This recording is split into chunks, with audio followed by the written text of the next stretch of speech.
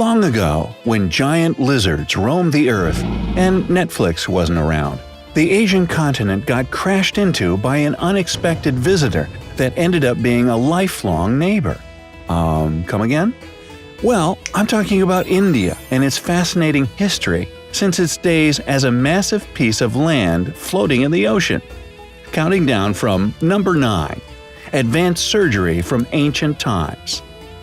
If you think plastic surgery is a modern convenience, you're in for a big surprise. India had it covered more than 2,500 years ago, way back in the 6th century BCE. Somewhere around that time, there lived an outstanding doctor by the name of Sushruta. He's called one of the founding fathers of surgery, and for good reason.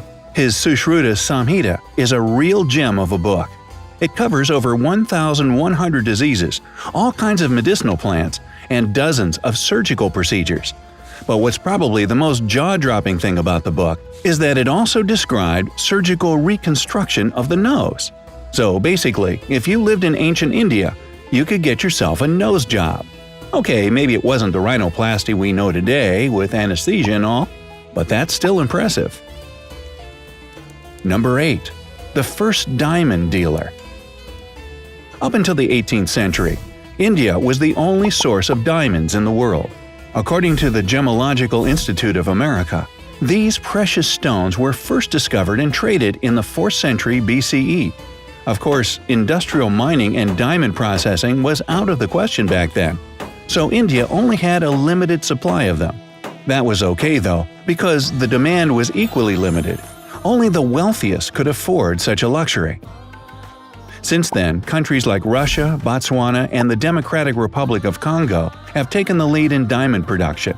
But the fact is, a country known for its love of gold also had bragging rights for maintaining a diamond monopoly for almost 1,000 years. Ooh, fancy. Number 7. One of the earliest civilizations. Civilized urban life as we know it dates back about 5,000 years in India. Well, fine, they didn't have central heating or anything, not that they needed it, but the Indus Valley civilization was still among the most advanced out there in the ancient world. The Ancient History Encyclopedia says that by 2600 BCE, dozens of towns and cities belonged to that civilization. And I must say, they had quite a comfy life for their time. Houses had bathrooms and wells, and every city had a drainage system. Social conditions were also way better than in other civilizations at that time. On top of that, the ancient Indians had a seriously mysterious writing system that scientists still can't decipher to this day. Who knows what wonders these ancient texts hide? Number 6. A civilization ahead of its time. Speaking of better social conditions, during the Vedic period, which lasted from about 1500 to 500 BCE, the Indian society was probably the most equal in the known world at that time.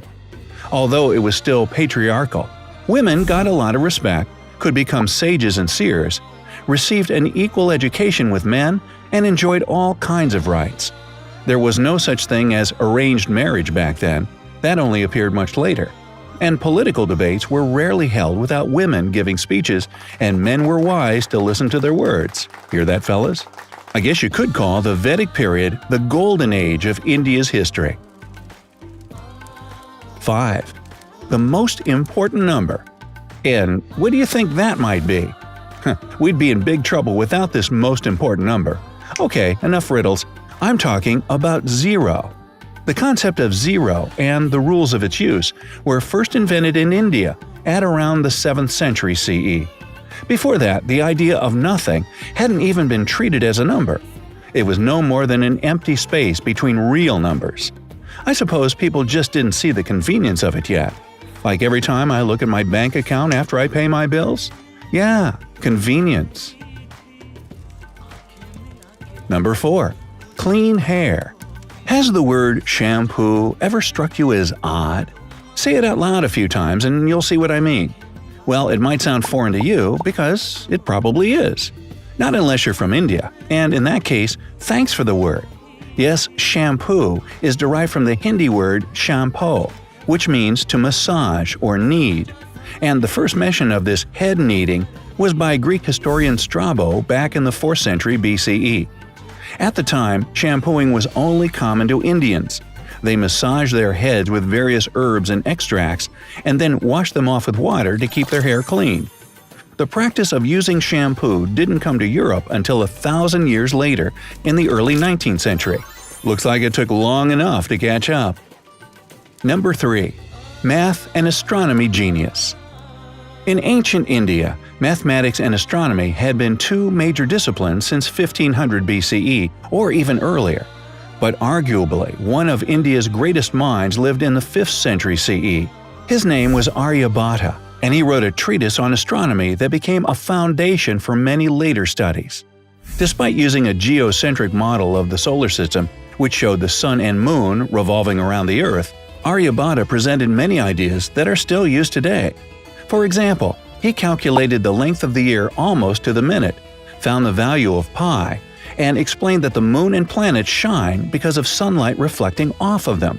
Not bad for the 5th century. Number 2. The Guru of Games. Do you play chess? Even if you don't, you know what it is. But did you know that its ancestor was born in India too? The ancient game was called Chaturanga, and it appeared at around the 6th century CE. Nobody knows the exact rules of the game, but judging by its appearance, it's safe to assume it had a lot in common with chess and similar games, like the Japanese shogi, for instance. Another classic board game is Snakes and Ladders. It's not really known when and where it first appeared, but most say it comes from the 13th century Indian game called Mokshapat. The idea was to teach kids about vice, in the form of snakes, and virtue, the ladders. Hey, you up for a game? Oh, never mind, I've got one more tidbit to share with you. Number 1. Humble Island Beginnings. India wasn't always a subcontinent. In the era of dinosaurs, over 100 million years ago, it was actually an island. It had broken off from a supercontinent and slowly but steadily traveled north, arriving to its present-day location in just about 50 million years. The dinosaurs had already gone extinct by then, though they didn't get to see what happened next. The giant Indian island collided with Asia in a colossal continental boom. The impact was so hard, in fact, that the Himalayas were formed almost in an instant. Yep, that's how the youngest mountain chain in the world appeared. Actually, India, now a subcontinent, is still slowly pressing northward, making Everest grow. Basically, the highest peak on the planet is now a few millimeters or even centimeters taller than last year, which, come to think of it, makes it harder and harder for alpinists to get to the top. Uh-oh, better cross that one off your bucket list sooner than later. Now, do you know any other neat or shocking facts about India's history? Let me know in the comments below. Don't forget to give this video a like, share it with your friends, and click subscribe.